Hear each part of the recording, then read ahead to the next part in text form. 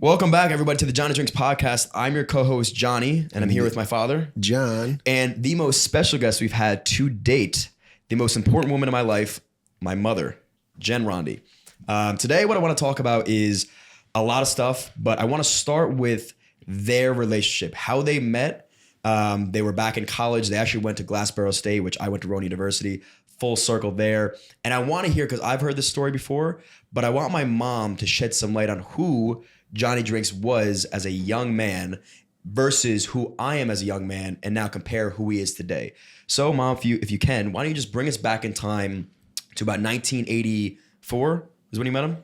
84, yeah. And talk us through who Johnny Drinks was at about 21 years old. Oh, we're going to 21. Yeah. When I had hair, Jen. Start with the hair. Well, first I met him at 18, not 21. Okay, So bring it we back. were probably 18, going to college. First day of college, I'm in an all-girls dorm. Who comes walking down the hallway but Daddy?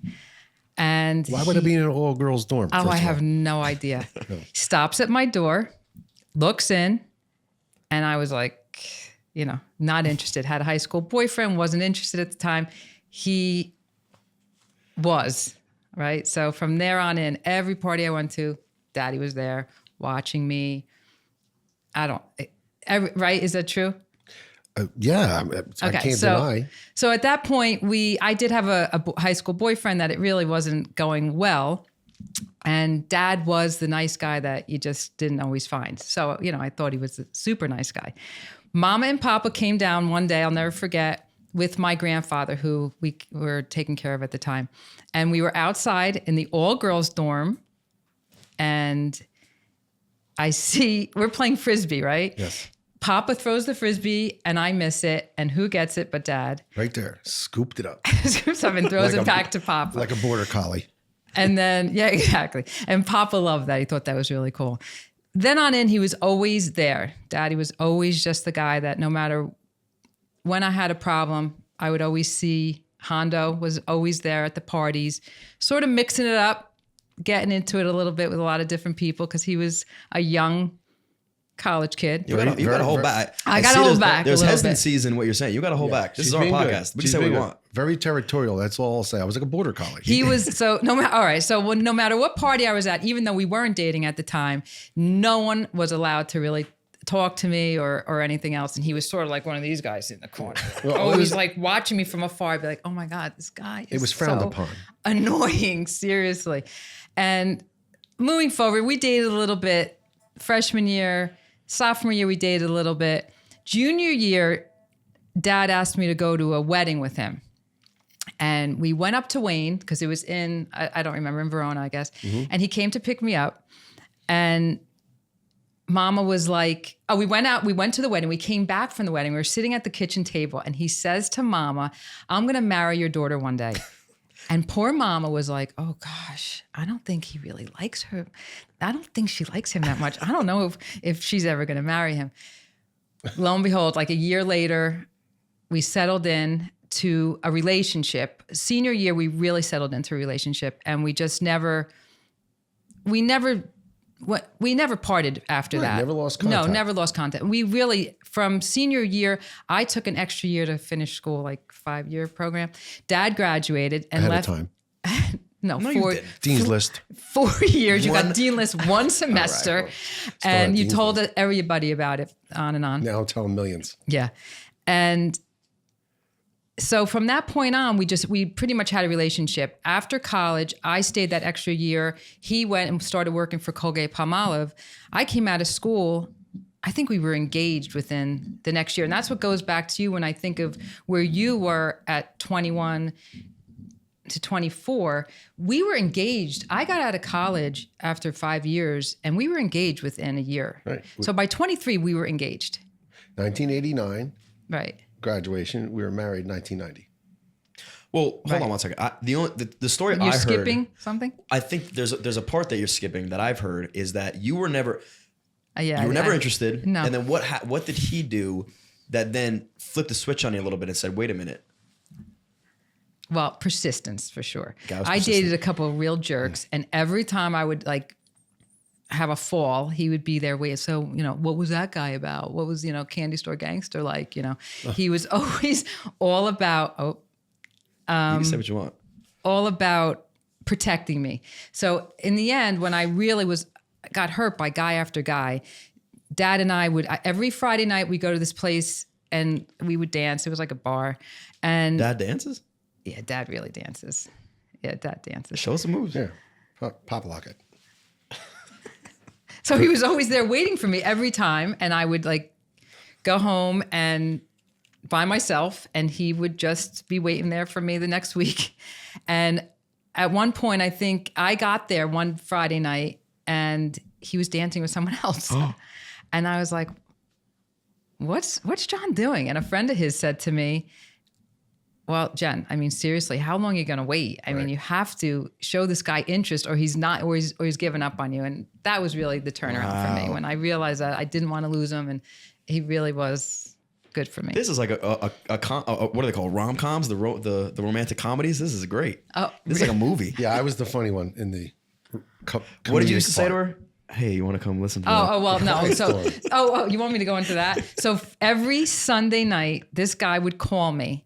And there was something called the Quiet Storm in the Philly stations. I don't know. What? Yeah. What was it? The Quiet Storm. WBLS? No, it wasn't WBLS. No. It was the Quiet Storm. And he would call me and he'd say, because we didn't have cell phones, we'd have to call the apartment. Be like, he lived literally directly downstairs from me. And he'd be like, you want to come downstairs and listen to the Quiet Storm? And I'm like, no, I don't think so. Week after week, this guy would do this. Sometimes he'd be singing outside my window at the school. Oh my God. You would. I mean, not romantic, just singing. And every Sunday night I would literally turn him down and he just kept at it. Yeah. Persistent. He knew what he wanted. Basically. He always did. I mean, in college, he was the guy who had everything handled. Like it would come down to picking classes. Daddy would have a line out the door of people waiting to know how to do it. Like they would wait to see what classes to take, what were the best professors. Instead of what you guys go online and now see, like rate your professor, they would come to Dad and he would say, what professor to take? Here's the books, because the whole baseball team would come to him. Here's the books. Here's the best. That was the best. Right? That was one of and the they'd be best waiting things. out the door like that. Great. Well, I learned very early. I learned very early to align myself really with people that had already done it. So to Mom's point, I played baseball, and as a freshman, I was friends with the seniors. I mean, literally, as a freshman, the captain of the baseball team pulled me aside and said, "Okay, we're going to help you. We're going to help you along." And so he gave to me the roadmap, and I took it, ran with it, and then my second semester in school, to Mom's point, I was the guy going through the book, picking out the classes, knowing who the professors were that were pro athlete or wanted to help, kids or whatever graduated senior had books already for that class. It was all carved out for me. And I just implemented the plan that someone else had started. And then I tweaked it and kind of made it my own. But it was funny. I would have incoming freshman football players. He did. Football players. They'd be lining come up. to my apartment and say, all right, well, what do I take? So envision like a Phil Iosa coming to a young guy and then ask me what to take. And I'd say, here you go, take this at 10:45 with Dr. So-and-so. Here's your books and go. It was just a great little thing. No, he did. He definitely had that going on. People definitely respected his opinion. And he, by then, had calmed down a little bit. So he wasn't as, he liked to get into some altercations and he stopped that by then. I didn't get any altercations. They came to me. Yeah, they did. No, but I mean, nothing serious, but little things. Right. Yeah. You weren't shying away, I guess they'll say. Are we? No. Wait. No, it sorry. doesn't. There's no reason to.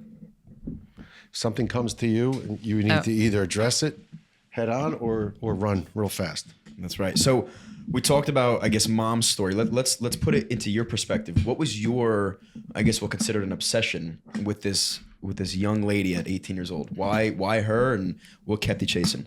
Well, so there's I think a very simple or clear moment in many of our lives, right? Experience-wise, when you go through it, you know it, and when you reflect back on it, you understand that was a key part as well.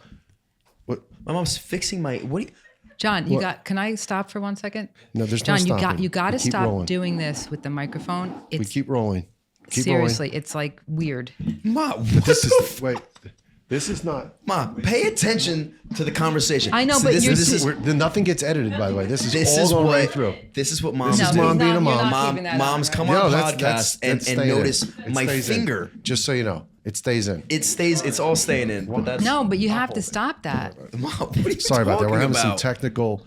Stop looking at my fingers. difficulties No, here because with you're rubbing the microphones and microphone. All right. Instead of your John's- face, now you're rubbing the microphone. John's stroking the mic, and mine keeps dropping down low and high. So All right, let's bring it back to center here, Ma. Keep it running. No, Stop looking at my fingers. there's a fetish on TikTok where they go. It's ASMR, That's what but he's I'm not doing. doing that. No. He's- Wait, you were on something good. That was good. Good conversation. I like to talk about what you just said. You were honed in on, and you said in every man's life there's that moment. Right. So it's not to overcomplicate it. It's just, it's right. And when I saw them, Jen, Mama and Papa, the family playing Frisbee, I was like, oh, I got to get closer to that. So it wasn't by accident that when they overthrew the Frisbee, I was there. I put myself there. I wanted to be there. I wanted to say hello. And so that happened. And then the series of things that happened later on through our college years happened intentionally. I knew where she was going. I knew where she was going to be. It wasn't like you had to go. he wasn't like stalking. Yeah, it was. I mean, he my really point, right? wasn't. We all hung had out fun. in We the all hung same. out Like together. you would hang out at one or two or three different bars. In college, we hung out in the same courtyard. Yeah. It was either A building, D building, E, F, and wherever you And went. the same you just bar. found There was people. one bar. It wasn't like so where it you was. guys It was have not now. hard. Yeah. But I intentionally wanted to be around her, and didn't want to see some of the things I saw because I wasn't part of that thought process. But that was okay. I just was like, I'll hang in there, and in the meantime, went about my life as a college And kid. you have to remember, he was pretty focused on baseball too. So it wasn't like he would just give everything to me. Like if we were at a party and it was going late, he would leave. And if he had a baseball game, he was really disciplined like that. He didn't drink at all. Like seriously, I know that sounds crazy to everybody. Didn't drink at all. Crazy. Yeah.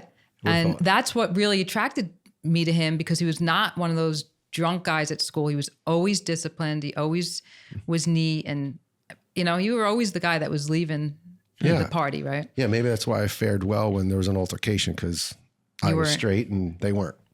Right. Could be. Maybe. Whatever advantage I'll take. Isn't that interesting? The man who didn't drink. The man who didn't drink for many, many, many years. He wasn't a drinker till later on. I mean, still not a big drinker, but I mean, he's a drinker now. He wasn't a drinker until his 30s. Well, we talked about this. Yeah, on when you another started episode. the country club, I think you started to drink a little more. So yeah. again, it's about the people you align yourself with in the sphere of influence. Yeah. Sometimes great, sometimes not. No, so but good. The you could have influences- been influenced in college. You just weren't. You were very, very focused on playing ball. But I was influenced by the people that were serious and wanted to accomplish things that I wanted to accomplish. We wanted to be good. We wanted to be better than our the others playing in the same league as we played in. But to that point, again, now, life changes, it evolves. And now I go join a country club and I'm around guys that like a martini. And I had my first martini in probably 2003. No, I remember. Yeah. Interesting how that works. So, yeah, that's what's so different, I think, nowadays versus back then, is you had your sights on one woman and the life that she was living with the family, and you wanted a part of that. And nowadays, there's so many options, and I think that's what makes it so difficult. Like, I see myself, and I could consider one person. I'm like, oh, that looks interesting, but then there's so many other people that I could be interested in, and so it clouds, I guess, your mindset of who to pick. And I think that's just who you are. I think people are all different. I mean, depends. I think people today, there's still people that want a relationship and want to stick with it. You just haven't. I mean, you'll find that exact right person. And Don't worry, buddy. Hang in there. hopefully you'll fingers know. crossed. Just like Dad knew, you're just a little different, and it'll hit you. I really do hope that one day I get Of course hit by a you- Cupid's arrow and, of course and you find will. find the one. You will. Looking of course. penub. Looking penub in all the wrong That's what I used to sing. Go ahead. You did sing that. That's Well, so, all right, that's kind of segues into where we wanted to bring this conversation is the comparison between my dad and myself. And I think the best person to talk about is my mom, right? Because nobody knows me better and nobody knows him better than my mother. So 22, let's kind of start there and segue into where I am today. What are the major, I guess, similarities first that you see in both of us? Well, the similarities are definitely your work ethic. I mean, there's no doubt you both have very, very good work ethic. How it's shown is different because the business you're in and the business he's in is very different.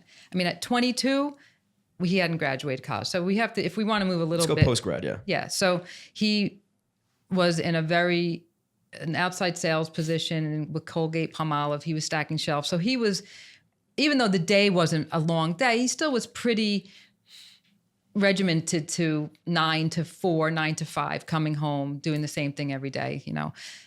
Then when going into mortgages, you're talking about hours from like 9 in the morning to 11 o'clock at night. When he first started, he put himself with somebody who is, you know, very motivated, very successful, and their hours were very different. And they were in the office like for 12 hours. Unlike you definitely put hours into what you do. They're different hours. And that's what I see today with the young people. The hours are way different. And you don't have to be somewhere at 9 to 11. Right. You may work from like 4 in the afternoon till 2 in the morning. I'm not, you know, you're always on your computer. I think your work ethic is very similar. How you maybe go about things is definitely different. I mean, he's like anal, organized, different. You're a little bit more by the seat of your pants. I see that because I'm in the middle of it. It's different. I don't know what's better or what's worse because I don't want to judge anyone for what's better or worse. I always say that, like a clean house versus a dirty house. I don't know who decided the clean house was the right way and the dirty house was the wrong way, but it's just what people want to think as right or wrong. So sure. And being the mom is hard because I see you as everything you do is great. And him at 24, I was the wife. So it was different. You know, I thought everything he did was great, but it's coming from a different place. Right. So, okay, we have the hard work, I guess, as similar. Let's talk more about personalities. Do you think we're similar? I think you both don't realize how similar you are, which is funny. Really? Really, especially you. You want to believe you're nothing like him. That's not true. I think now at 27, I do acknowledge like, shit, that's just like my dad. He would have said the same thing. Yeah. Well, the corny stuff, you're hoping you're not. The corny stuff, the slightly subtly condescending stuff. You're like, oh man, that's terrible. That's him. So this is an intervention. I guess we're just no, not intervention. Oh, well, we don't want it to flip to you. No, we can't. No, okay. We just want it on him. Yeah. Well, my point is that I could definitely see the similarities in you. You can't get stuff done, John. I don't want this to become a lecture. Go, but go, you Mama. can't get stuff done if you don't have focus and determination on your side. And the only thing that makes you successful is that you are similar to him in the sense that you never accept something that you don't think is the way you want it, and you don't accept it if you don't think it's the right thing. And that's just like him. So sometimes what he may think is right and you think is right is different, but you're both stuck on what you guys think is right. That's where you're similar. Right. Because you believe that you know your industry, and you do, and what's right for your industry. He believes there may be other things. So that's definitely similar between. Good point. I think they call that stubborn. They may. Sure. You can throw that into They could use stubborn. under the umbrella of being stubborn, of course. I mean, I think where you're a little more like me than you are like him is you're definitely a little more of a conversationalist than he is when it comes down to like, well. Interesting coming from your wife, huh? Well, that's true. Well, I would never have said I'm a conversationalist. No. I know, but he is. He is. And I would say back to maybe one of the differences is I was always one, and I still am, to listen 80% of the time. Okay, because in my What? What are you talking about? This is what I go through. Because what I tend to You do, listen 80% of the time? You may not. You're sleeping 80% of the time when you're listening. In my approach to things, I will learn more. I may have to listen longer to capture 25% of what I'm going to then leverage or use somewhere else. But I need to listen more than I talk. That's to me something that I think is a valuable learning trait that I've learned over from the younger person to being this older, 57-year-old guy now. Yeah. All right. Okay. I think this is. Well, you guys don't have to agree with it. No, I know I- it's a conscious decision okay. that I've glad. made. So let's be fair a second. Sit down with your mom, and try to even have what she would think a conversation. I'll get more from her if I just don't talk sometimes and listen. And I can me? get that. Your mom. I said, if I sit with your mom, I'm better off than trying to engage in that and change. I know what I think I would. But like, pull if away I'll more ask value him from. something, he has feedback and thought process Yes. of things that are going on. And your listening sometimes feels like ignoring. Well, that I was gonna say, and this isn't a bad thing. It's just I think we're just different wired. Is that there's a difference. Again, I don't mean to be rude. It's okay. There's It's okay, buddy. It's all right. There's a difference between listening and just not talking, right? Just because you're not talking doesn't mean you're listening. Exactly. That's my So point. you could be sitting there and saying, "Oh, I'm not going to talk for 20% or 80% of the time." And you might be taking a nap with your Doesn't eyes mean open. that you're. We're not really sure. Doesn't mean you're processing and saying, "Oh, let me." Do you know what the best part I'm is? I sorry. love this. I will say to you both, if you said scale 1 to 10, John Senior conversationalist, lower percentage. I not a conversationalist. Scale 1 to 10, Johnny Senior as a storyteller. Well, I'm on the higher percentage of that because I retain and learn things that way. That's my way of communicating. But the total underlying bottom line is I dig tunnels. And people don't realize until here I we go. pop up. No, until you pop up, you pop up on the other side and they say, how did he get out? He was over there. How does he over there now? Is this So- rain? Is this a I was rain? Is just this gonna a say- rainmaker this conversation? is, Rainmaker. this is, no, You're it's not losing us. rainmaking, but that's my truly, I want to align, follow, listen, lead, and then just kind of, okay, I go. Well, sometimes that's he will through the- shock you and will say, "Oh, how did Yeah, he come how up about with that? that? He listened." Yeah, sometimes. I right? think that's a good comparison between us both, and it's funny because we're starting a podcast, and the key to the podcast is having a great conversation. So I think this is pushing both of us to become better conversationalists, and we're both similar. What I see, and I think as you grow older, you do start to learn the similarities you have with your parents and the differences you have. And one of the similarities is, and this is probably not a good thing with both of us, is we do shut down or shut out people that if we don't feel like the conversation is stimulating or, to put it bluntly, going to be benefiting anybody. So we'll shut it down real quick. And I think that's just how we are as people.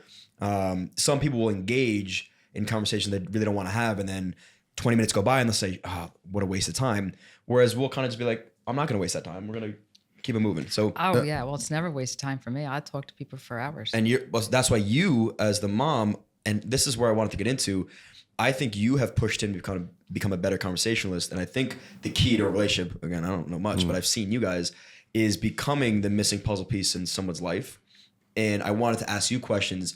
What did you feel like you had to do to be able to support what is considered a successful man to raise a successful family and have well, the life you that guys wanna live? that was a key for us or for me as a woman. I mean, we decided early on. I was pregnant by 27 with your sister and Victoria, not Diana, and Dad had just switched into the mortgage business, so our life was different. I mean, he was gone, and as we had decided that I was pretty much going to stay home once he started, doing well.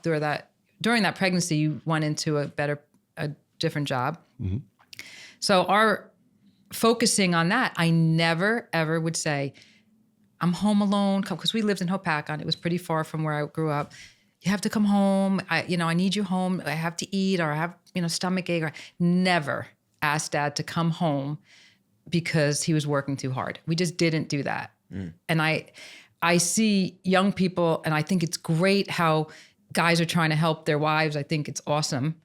And women's work now outside the house, so you both have to share it because they're working just hard. I chose not to do that. So for me, I knew my role was going to just let him go, let him fly. and be supportive all the way of that. And I think that's what worked. I never ever said you have to come home. And he put in hours that were crazy, but it was for what I knew was the betterment of our family. So I didn't ever stop that. And thank you for that, because that matters. In a working relationship, business, it works. In a marital relationship, relationships, that's one of the key variables in any successful relationship. She supported what I was doing and vice versa, right? So, I didn't have to worry about, I got to get home because I have to change the baby or I have to feed the baby. And for some guys, it's perfect. Right. If their wife is working too, it's fine. They have to help. But I didn't want to have to. Right. We decided as a couple we were going to have me stay home, so that was cool. So we didn't, but we knew our roles and decided that was okay for us. Our roles were cool. Yeah. That worked. Yeah. And that's still, I think today is something that potentially... not that I never called and complained once in a while. I would, but it was... Well, of course. When all four of them were... Right. And it would be frustrating for me too a lot of times because I wanted to come home. I mean, what parent who loves and adores, their children doesn't want to be home and see the best part of them, right? The hard part is the all day... the crying, the whining, I would call sometimes and hold the phone out. Yeah. Because it would get hairy. And I'd be like, all right, I got to get home because I want to be home. And I know my being home changes the dynamic of that environment. As soon as dad walks in, the kids are excited. Yeah. And it gives mom a break.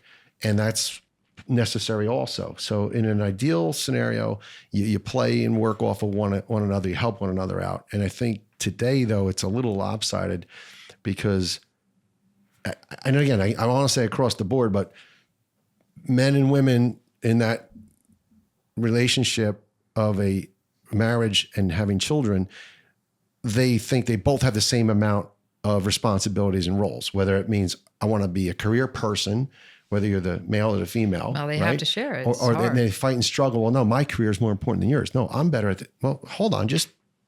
You have to have a two-person working household. Yeah, then you have to differently. You have to know what you're good at. You have to differently figure out how to balance that. And childcare comes into play and some of those other things come to play. We made the decision, and I want to be really clear about this. I was making $25,000 a year. You were making 10. 14. 14. Okay. We were not by any measure. No. We're in the luxury of things. But when I started to feel like, all right, I'm on the road, I'm going to now be successful at this. And we had Victoria in 1995. The decision was made. No, 94. John was not. We had 2 by 95. Right. I'm sorry. Right. But 90. You're right. But I think you stopped working and that was it. Yeah. And I never looked back. And it wasn't like we were making all sorts of great money. It was a hard thing to figure out. But my point is that was the decision that was made to figure out how to manage now this family, which is really in large part, this is like a business. You've got to manage it with understanding the people you're with, the economics that you have to work with, money in, money out, right? Expenses, all of that is a responsibility. So these lessons that you learn over time, the sooner you understand and better understand your role, it helps. Whatever it is, it doesn't matter. As long as you two agree on the role, it's cool. Like it'll work if you guys agree on what it is. And that was for us. And I always was, like I said, the kind not to call him crying and say, you have to come home. And we had you 17 months later after Victoria. And, Dad did his own job. Dad would start a new job. And I had no choice but to, buck up and whatever. Well, I think that's very overlooked nowadays is how important that support and that trust is between both of you. Like you identify what your role was and not nagging and not complaining allowed him to do what he does best. And you hear it all the time that the people that are in struggling marriages and relationships, it has to hinder work. And now you're thinking about, instead of focusing on work, everything else that goes on with your wife and your kids and all that crazy stuff. Right. But just remember, the nagging and all that is, I didn't do that much. I mean, I did some of it, but not a lot. But remember, when Dad did get home, he was present. I didn't have the guy that would come home and then completely ignore what was going on there either, which is, if that's the case, then every woman would understand if you're doing this all alone with no help, you can't do it. I mean, it's a lot. So there was, but also knowing that he worked hard, and if he wanted to go play baseball or wanted to go whatever, he was going to do it but he would he'd golf in the morning so that he would come home in the afternoon for me. Like, it was always things like that, but I didn't get mad if he'd get up and golf. So you have to. Well, that's what I was going to say is you both earned the role you guys played, right? Dad earned the right for you not to nag and complain all day and get his work done, because then when he came home, he was present. He was reactive, and you earned the life of being a stay-at-home mom, which some people glorify and say that must be the easiest thing in the world. But in reality, you earned it by being that support system that handled everything. Right. And when he did come home, he didn't have to worry about having food on the table. He didn't have to worry about the kids being ready for school the next day or whatever it may be, because you did all of that. And I think that is way more important than people realize now. And it's also not even that it's overlooked, it's sometimes frowned upon. Like, why should want, I think some women want that, but they feel almost afraid to say, I want to be a stay-at-home mom and be the best mom that I could be. Some do, some don't. Some women don't think it's the easiest, and they don't want it. That's one of those things that I can never judge. It's not easy either way. To be a working mom, I think I give all the kudos in the world to my friends who have done that. That's difficult, and then have to be the mom, and it's a tough role. Right. But people don't give people like you enough credit, because what your role is very hard too, is being that support system for him. The fact that, again, that he went to work for 10, 12 hours a day and busted his ass, but didn't have to worry about things at home, that's a huge, I guess, weight off his shoulders. I understand. I agree. There is, again, this is what's worked for us, right? And to your point, there are a lot of unsung heroes, male or female. Whatever the relationship is, it's to, your own specific family setup. And it just helps when each understands what they're doing. And again, go back to their role. Just whatever the role is, whatever you decide you want. Do you want to have a family? You want to have children? Then you better talk about it. I mean, when we were on our fourth, I did have some help in the house. I did. I mean, 4 was hard. Dad was working a lot. I did have help. I mean, I'm not ashamed to say that, because at that point it was tough. I mean, it was, 4 under 6. And I did have, believe me, women do a lot more. I'm not giving myself kudos, but I did have some help, because at that time it was a little bit much. And, for a couple of years, and that worked out great. Yeah, so he also knew that, because he had her to help me out, he didn't have to always run home and help and me at that point, well, I was running around with them, and having someone able to stay home with the little ones while I was running around.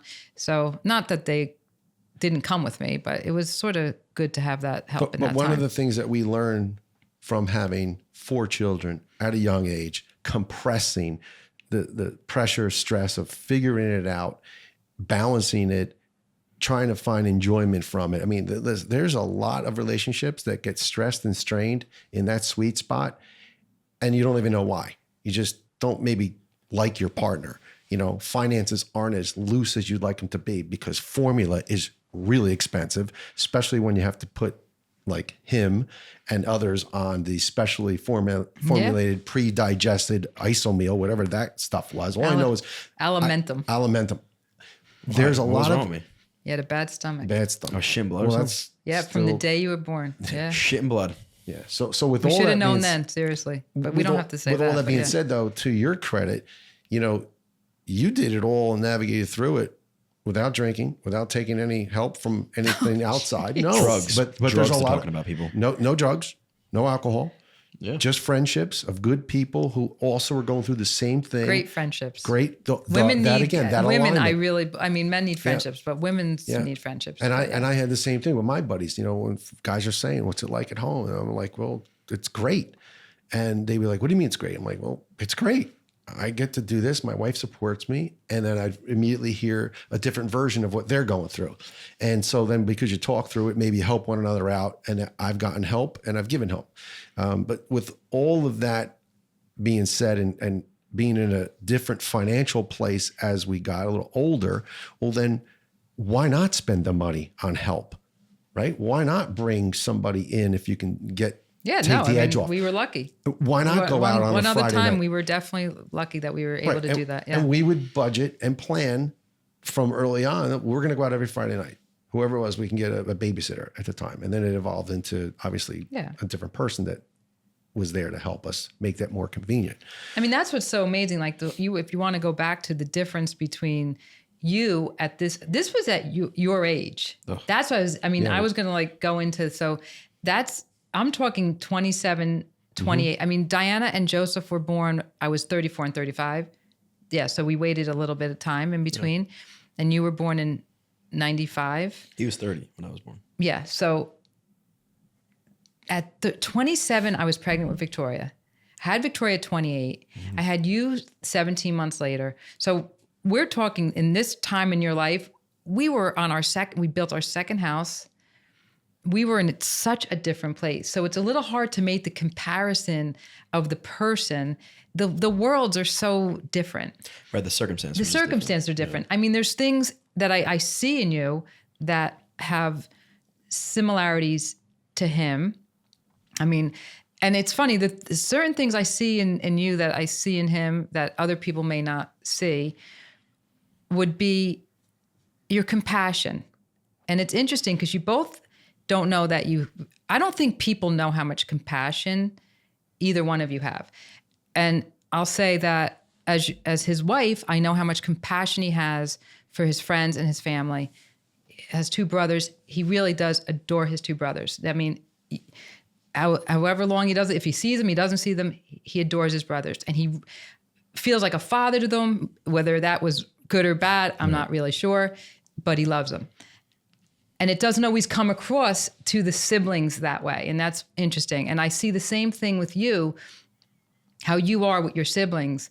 And I know how much you love your siblings. And you'll send me a text about one of your, you love how Victoria has passion for something, or when Joseph's enjoying something, or that Diana and Dario are having fun, and how much you relish in that. And I know that they might not see that. And I don't think they do understand that. And I'll go back to one little, if I could tell a quick story about You're him. on a roll. Go. When he was 18, he went through a little bit of a health issue. Not to bring it all back up. Johnny did. And he had it sort of unfolded within a couple of weeks to be a very serious diagnosis in that one day. And it took us all like really by surprise. So we had gone to the doctor that day and we were told something that, no parent wants to hear. And we went through a ton of testing that day, and John had to go home and get the other kids, and I stayed with him, and we went through all this testing. And at that point, they thought it was pretty bad that we had to come right back the next morning and do some exploratory surgery and stuff. And in the car ride home, he said to me, "Mom, don't worry about it. I'll be strong. As long as I didn't have to hear it about the other three, I could handle anything. If it was one of them, I don't think I could." And I thought to myself, wow, at 18, you took such a turn to be this man that, you were thrown into something that unfortunately did take a lot out of you, months of healing and months on all of us of you. Thank God it wasn't that diagnosis that we thought, but it was a very serious one, and he had a lot to go through. But you saying that you were more worried if it was the other three than if it was you just spoke volumes to me. I don't even know if any of them would know that or believe that, and you've seen, your siblings go through some stuff that I know you hate that you have to see them go through, your sister and anybody. And I think that you've proven it, even though sometimes it's not easy for you to come out and say it or hug or kiss or whatever. I know the compassion you have, and that's similar to what he has, and people may not see that. So I really think that's really important for me as a mom and a wife, that people know that. Yeah. Well, thank you. You're welcome. Thanks for sharing that. Wow. What the fuck, Mom? But you wanted your mother on. Well, I didn't even plan to Man, say that, but no, when I'm it's- thinking about the similarities and differences, and you two see the differences all the time, but the good similarities sometimes you don't. And I know I bring up a lot of the negative similarities too sometimes when we're not talking Well, like so this. here's a $1 million question, right? John and I get into a constructive disagreement. An argument. Who's right in your mind? Who's always right in your mind? My son. Man. All right, let me ask the question a different way. Okay. John and I don't see eye to eye, and there's an opinion that you kind of are swaying that I'm maybe not 100% right, but I'm like 60% right. Who do you say? My son. No, but I do. I Maybe- see your maybe there's a side. third way I can ask I this see question. your side, but it's my son. Like, so if anyone's going to talk about or go against my son, I'm a lion and I will Yeah. attack. So Yes. it doesn't, I don't care if it's you or anyone else, don't do it. Right. Right? Do not get Do in not between in between a mother and her cub children. and the lion. No. Yeah. Do not. That's You do that's not. No way. that was heavy, and I knew you were gonna. I knew you were gonna bring that story up, and I'm happy you did because it does. I think both You of us. remember saying it? Yeah, 100%. I do, and I remember.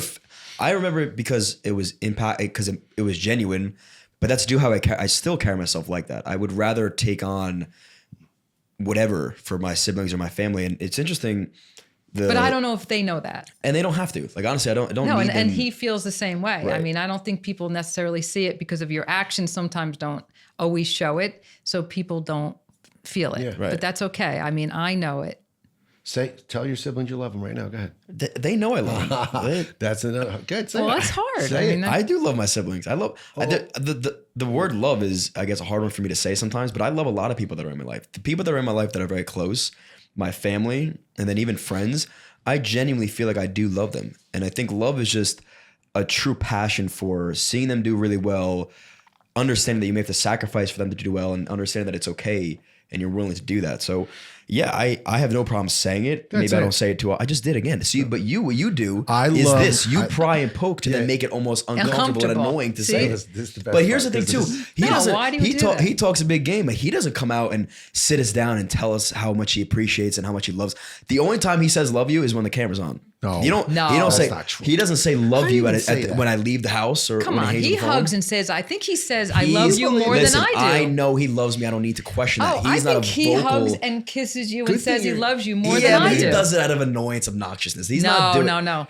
I'm He's sorry. doing I it have to to poke. disagree. When Listen. he hugs his children and says he loves them, he means it. That's I'm not unbelievable. questioning he doesn't mean it, but the same thing you just did. Go ahead, Johnny. No, give me a Well, hug. that's Give me a him kiss and pushing say it, you're right. right. Yeah. Because I want to. Here's my point. My point is, the sooner you learn to be able to say that about somebody, without them having to assume it. Oh, they just know. The better off you will both be in that relationship. Correct. And I I've agree. learned to say that. I say that more now than ever because I grew up with a dad that he told me one time, if I remember it, when I was 20 something years old, and said he was proud of me. And it's okay. Same thing. I knew he loved me and he still does love me, but he says at 94, 93 Now he years old, says it all the time. says it every time we talk. And so I get it. And that is something as you get older. I love my brother. You were Richard. really the I love first. my brother Robert. I'll say it. They won't listen to it because they won't hear this. They don't listen to the podcast. But anyway. I mean, you say it more than you'll always say you love me. Yeah.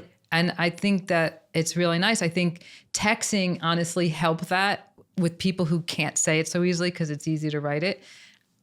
I think it's important. I don't know if it's important every minute, every time. My kids, I hope, leave the house knowing they're loved. I always hope Yeah. that. That's like, I give my heart and soul to that. So if they didn't, it would be Right. terrible. And we all know, but again, I think what I've realized growing up is that I do need it. So I need it because it makes you feel a certain way. So I try to give it as much as I can, even if it does feel awkward or uncomfortable to just to hang up the phone and say, all right, love you, bye. When I have friends that my friend Tom at 27 years old, every phone call, we could call each other. He'll call me back 5 minutes. He'll hang up the phone and say, all right, love you, man. Goodbye. And the first time he said it to me, I was like, the fuck did he just say? He said, and I said, I love you too, man. And hung up. I was like, oh my God. But the way it made me feel that I have such a good connection and relationship with this guy, I started doing it with other people, whether it's my family or my friends. And it just feels so good because you may know it. And like you said, I have no doubt. But you probably don't do it to your siblings when you hang out. No, I don't. And that could be something, because again, that's the awkward. No, it is. I agree. wall It that's is up. awkward. It is. Right. I understand. And that. I'll That's try to- why I asked you to say that. I don't do that to break your chops. I do it because it's clear and evident for me that that's the same thing that I carried when I was a young person. Same thing with my brothers. I just didn't do it. I would tell my friends, love you, pal, love you, bro, all day long. And then my own brothers, I didn't. Because somehow I had to be the father figure, the stronger person, the matriarch of the family, the strength, the anchor, all these things that, while again are maybe important and have a place and time to lead, should have been broken down sooner. I wonder later. why. I wonder why that. I mean, maybe that is the reason why it's so much easier to say to your friend, "I love you, man," compared to even like your mom, your dad, or your siblings. Like, why there is that? I think it's awkward- the intensity of the love Yes. and the it's different love. right, for sure. It's different love, and you grow up with these people as it wasn't necessary to always say. right. You're rolling around on the carpet and on the couch with these people that you never think you'll have to leave ever in your life. Your life is only them. You only know them, and then you don't need to say it when you leave the room or when you go up to bed, or you're all yelling to go up to bed, and then all of a sudden you're separated and you don't know that you have to say it or you need to say it, even That's though you're true. no Right. longer in this environment that you're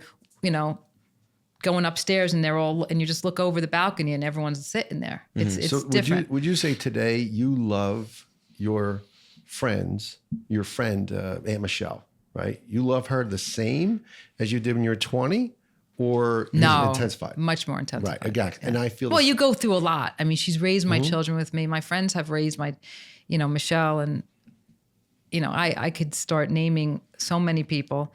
You said Michelle because obviously I knew Michelle the longest. That your relationships have intensified, of course, through the years, and my closest people know who they are, and really have. As mothers and women, we raise our children together. There's intimacies that you share that you can't replace. And people show their true colors. People show how low they're willing to go with you. Yeah. I mean, I And don't want, support, and how that's high they're fine. willing to share and celebrate in your That's success. yes. Right. I wish everybody the best. It's just who you decide to finish life, go on with in life, and who you don't. That's all good too.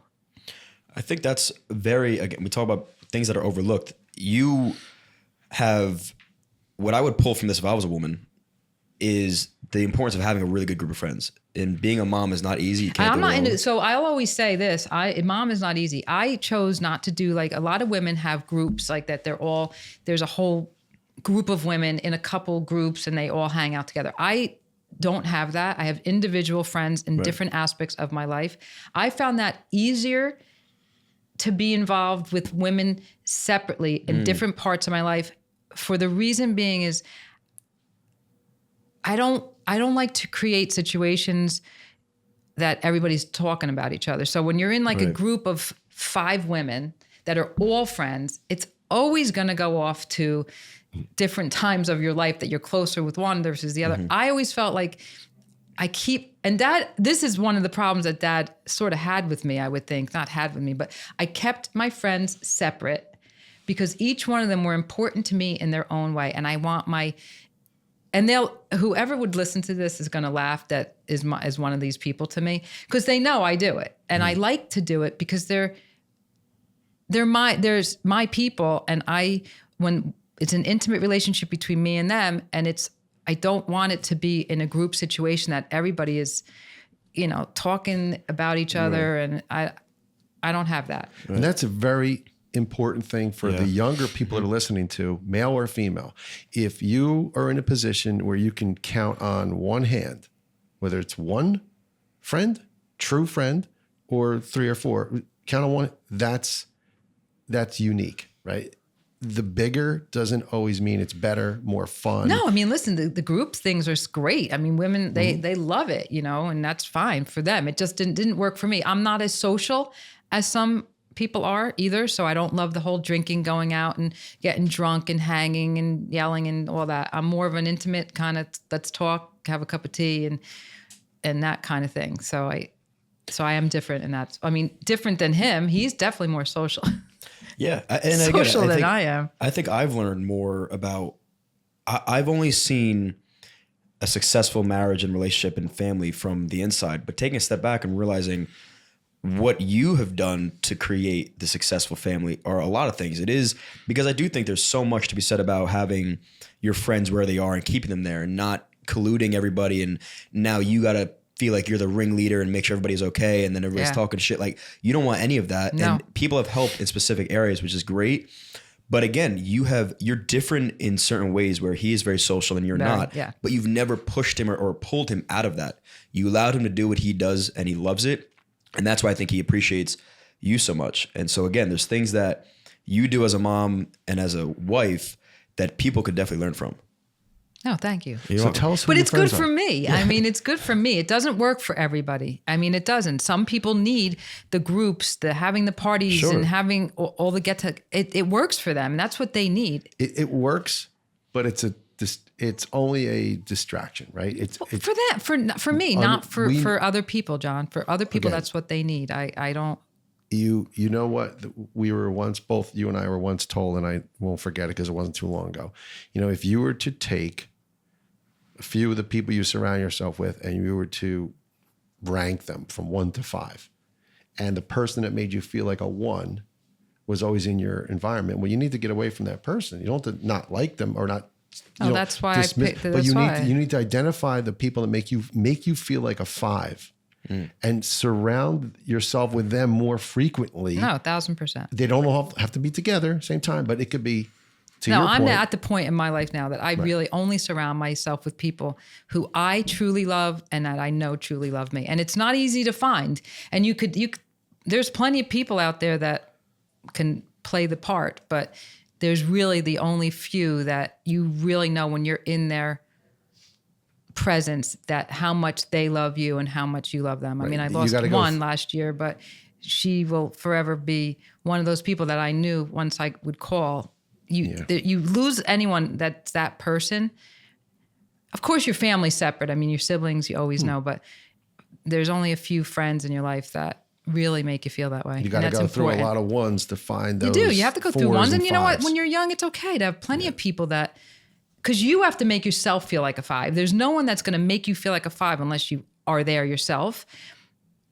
But there are people that would happily bring you down, and you don't need those people. I mean, so if you are alone, be alone. If you can't find the right ones, then be alone. Yeah, that's, and I think it comes back to your perception of who these people are, right? Because we make assumptions that our family loves us all the time, but sometimes the hardest critics are your family, right? Definitely. I had the biggest fear of failing in front of my dad and in front of my mom. I don't give a shit about what other people think, but I couldn't fail in front of them. So I would never consider you guys as 1s in my life, but there are periods of time where you do have to take a step back and say, hey, look, if I want to be my best and grow as a person, I may have to step away from my family, my parents right now, and do what I have to do alone so that I can go back and do it in front of them and give them what I know I can provide to them. And I had to do That's that. interesting. But it's reality. It's reality, but not really. It's reality your for reality. mine. Exactly. When I was going through having a startup and pitching at competitions or investors, whatever it was, the last person I wanted in the room was my dad. Right now, I don't give a shit. Now I'll do it. Now I'll be who I am. Well, I in front of him. understand that part, I get but that. I think what happens to young people is they're afraid. And I think with Joseph is a perfect example of someone who doesn't feel it feels like taking advice from your parents is a weakness. Exactly, and I don't blame him. But it's not. It's not. But I don't mean I don't blame him. I mean I understand. You and may reason understand with- him, but now Right. that you're getting older, you should understand that everyone needs help. 100%. Everyone needs help. And there is no crime in taking help from the people who love you the most, because I will tell you that you can take advice from Joe Schmo down the street thinking it's the best advice, but no one has your best interests like your parents do. Right. There's no shame. There's no shame in taking help. And I think it's great if you want to go out there and show me what you can do. And I think everything you do is great. But I don't want to miss the in-between Correct. because I'm just waiting for you. To me, you don't have to be up here for me to be happy with your success. Yeah. what you think is your success may not. I just want you to be happy. Yeah. And healthy. Right. Well, that's, I think, again, the perception, the worst thing a kid could do is let their parents down. The disappointment of a parent. I'd rather my dad be angry at me, and I've done some dumb things in my life at 19, 20 years old. And when my dad was angry, and it was almost like, it wasn't funny at the time. It was never micro piece. It was it was never funny when I got my dad angry. But looking back, I could have laugh at some of the things I did. But whenever I felt like I disappointed them, and every kid can, But you don't know how this. hard it is. You may think disappointment. Do you know how really, truly hard it is for you to disappoint me? But that's what I think a lot of kids need to hear. I mean, I think that's that comes with raising children, and we do that because you're going to get better behavior, I guess, when you think that we may be disappointed. And I want you to have some level of knowing what's right and wrong. Mm-hmm. But to be truly disappointed would be like really almost really impossible. It's hard. I would never. Like the word disappointed for me is like, really. I can't even think about being disappointed in my kids. No. In decision making, yes. Like disappointed in don't have a party. We'll be back tomorrow. And then there's a knockdown, drag out party. Everyone underage drinking. And then somebody who knows I have cameras goes and gives me the finger in the camera. Like, okay, that's really funny. Isn't he getting married? He's getting married. Yeah. Mike, I'm going to send you this podcast. You got to listen to it, man. Mike, you better listen to this podcast and just understand. Tundo I did too laugh, was in that. But I laughed after that. I'm like, this is priceless. These dummies know the camera's there. They know, but there's right. The whole thing went on. Oh, you didn't hand that. You're saying it He holds up mildly. the sign. We almost He left holds up and the sign. drove home. Everyone upstairs. Like, oh, I guess you're all going upstairs now. Yeah. Like they were going to hide that from, was one of the from the tough ones. camera. Yeah. Well, you want to hear how dumb I was, and I said this the other day. So they're talking about a party I had at 19 years old, and it got pretty bad, and I didn't think it was that bad. But there's a lot of people. He starts calling me. He's drinking, and he's far away, so he can't drive home. But he was ready. It wasn't great, and now I have to get everybody out. But my thought process was there were cameras in the basement, but none upstairs. So I said, "This is how stupid you are at night. It's insane how stupid I was." I said, "All right, turn the music off. Everyone run upstairs." Hide in my living room and they won't know you're here. And so I go get everybody out. I did it really well. Now I'm in the basement and I'm like, all right, Dad, everybody's out. Like, see how quiet it is. And he goes, are you fucking everyone is still in my house. They're in my living room. There are cars still outside. He's like, get everyone out. No one left the front door. We have cameras now I out have the people front coming door. in. But the stupidest part of that whole story was I had thought that if I took a camera and went at the angle of the light of the security camera and took a picture and then covered the security camera with that picture, that they would never know. like in the movies. I swear, and that was a thought process. And I swear to God, I thought He was going to try to put the picture. I wasn't the only my friends were like, that's a good idea. Yeah, we should get up here, take a picture, and then put. Yeah. Dumbest, and it just blacked it out. No shit. But that's what I thought. Yeah. There are 8 cameras. And the only reason, to be fair, not that anyone who's listening is going to look this deep into it, but the only reason I have cameras in my basement is because it's a walkout and it's the first line of offense, defense, whatever. Meaning, Well, it's at that one door. So, yeah. If someone's going to be an intruder in my house and I'm upstairs in my bedroom and there's a noise, I wanted to be able to look and see what was going on outside on my walk-in basement or my basement. Right, that's why they're there. But there's 8 cameras all around the house. Outside, so, okay, you get one with the picture, and you're really smart, like some sort of Ferris Bueller Day Off movie. But it would just black out the camera. But all the other it blacked out the camera. All the cars are outside still. You stood and get rid of the cars. Listen, in hindsight, yes, I realize how immature that was. But anyway, I'm glad I didn't disappoint not well you. You didn't really. If that could have disappointed you, then I don't know what could. So again, that's a really good point you brought up. Is that we don't realize as kids, and I still don't realize how hard. Because I think disappointment would be like you now look less at me. You don't feel the same way about me, and you don't want me in your life. Like those are things that people do that disappoint you, right? So you're very hard to do to somebody that genuinely. And I think that's the difference. Well, you're not a parent. You'll never know. But that's my point. That's the difference between family and friends. If my friend really did something bad to me and disappointed me, I have the option to dead them and now never talk to them again. Whereas my family could do the same thing, and it's like it's very, very hard for you to feel that. Well, I'm glad that I instilled that in you guys, we instilled that in you guys. Family first, Yeah, and I think more people need to know that. Like, don't be afraid disappointing your family, they want to be proud of you. They want to share in those highs and those lows with you. Yeah. Yeah. So So ask mom the question. 2 questions. How we? oh, I guess you want to wrap this up. Okay. Well, no. Okay. You don't have to wrap it up. I mean, Yeah. I just don't want you to forget. I wasn't forgetting. Go ahead. What was that? No, we have every podcast guest. We want to hear 2 things. Oh, no.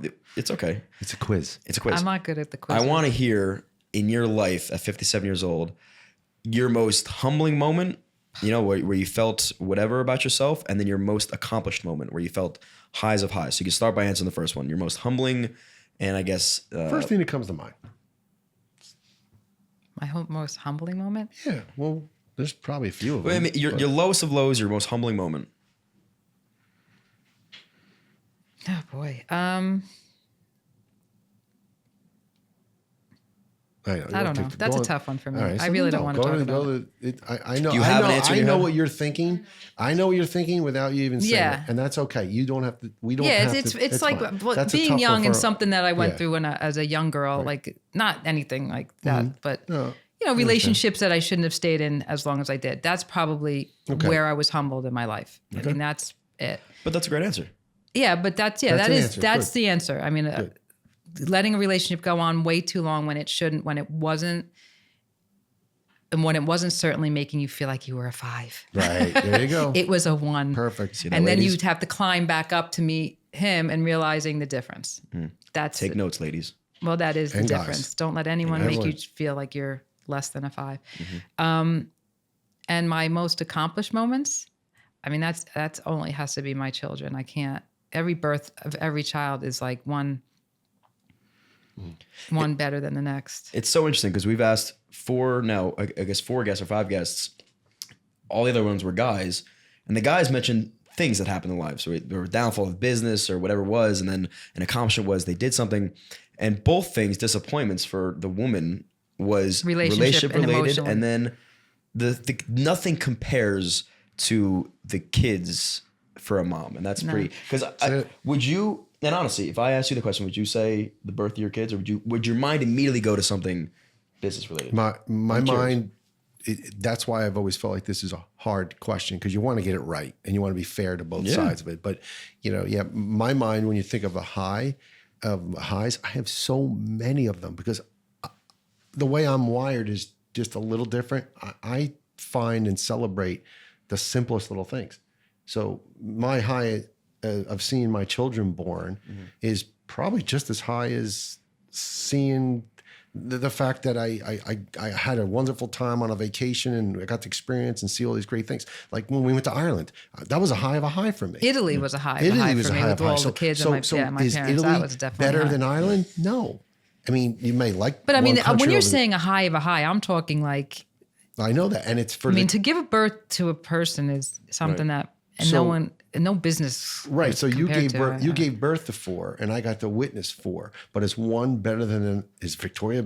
Better? No, of course not. No, You I can't said the say birth that. of my children. You can't. Right. You can't. Each one was measure so that. different. I could picture each one of them separately. And I remember Victoria's birth better than all the others. Although there's moments in the others too, because we were so No, and I locked can remember in. specific moments of each because Yeah. I'm doing Well, it. You're living it. You have this breathing I mean, yeah. So thing inside of you that is, again, only a woman can. it's part of it's it's a piece of you. It's different. I mean, men love their children. Don't get me wrong, but it's a piece of you. So Hopefully, everyone loves their children, and if they don't say it, they should. And if they haven't in a while, well, there's an opportunity to do it. Right. Well, this was great. I genuinely am very happy we did this. I'm actually proud of myself today. I was to be just gonna very say, honest. good. I I'm going to bring swear- that up. I'm actually proud of myself. And you should be. I was just gonna say I that. can't speak like this publicly really well. No, I was just going to say, Mom, this is the proudest I've been of you. You did a fantastic job. This is not easy to do, to talk for an hour. You spoke very well. I would genuinely be interested in listening back to this one. And if you're out there, I hope you enjoy this. I hope you pull something from this as a girl or a guy. So again, Mom, thank you for coming on. We may have to Thank do you. another one with Mom. Sure. Who knows? Maybe she's He's afraid of my Maybe she's a fame. part. Maybe she's a part of this now.